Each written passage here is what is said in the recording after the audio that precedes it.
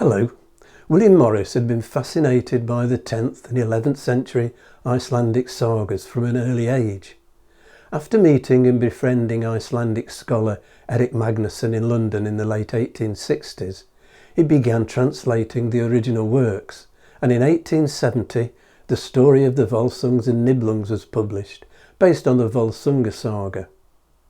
Morris travelled to Iceland in the summer of 1871, visiting the saga sites, accompanied by Erik Magnusson, his friend and business partner Charles Faulkner, and an officer in the Dorset Yeomanry, W.H. Evans, to share costs. He made a return visit with Charlie Faulkner in 1873, exploring the rugged Icelandic landscape, on both occasions spending around 8 weeks trekking on horseback. Inspired by his experience, Morris bought a traditional handloom of the type found in many Icelandic cottages, applied himself to the art of weaving, and turned his attention to learning as much as he could about woven fabrics, visiting Aubusson in central France, a town famous for tapestries and carpets from the medieval period, and in 1875 making the first of many research trips to Thomas Wardle's silk factory and dye works in Leek, Staffordshire.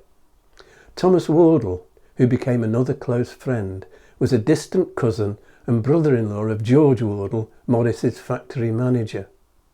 Morris was keen to use natural plant dyes, both on principle and because they produce more fade-resistant, subtler shades than the newly discovered chemical dyes based on substances extracted from coal tar, widely taken up by industry.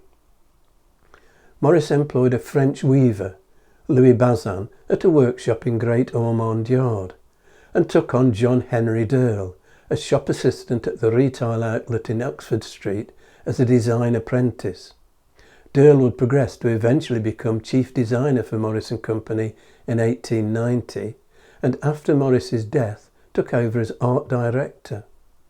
The first experimental tapestry design, produced in 1879, was called Acanthus and Vine.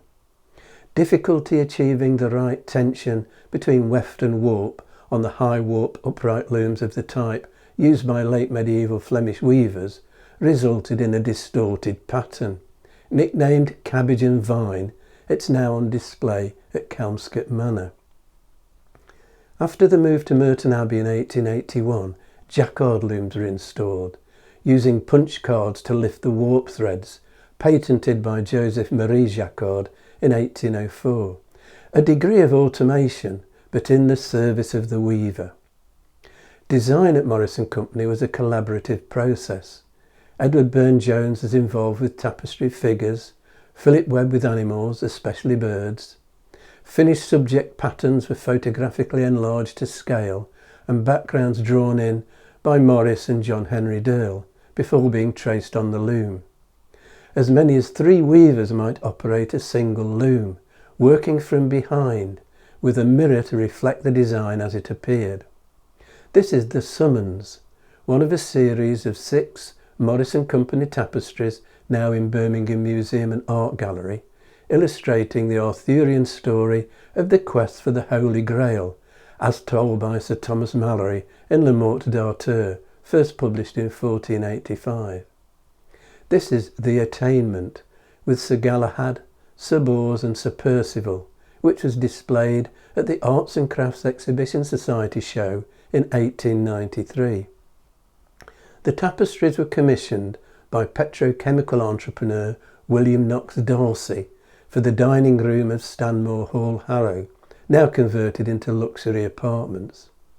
Edward Burne-Jones was responsible for the figures and overall composition, William Morris the heraldic detail, and John Henry Dearle the backgrounds and flora.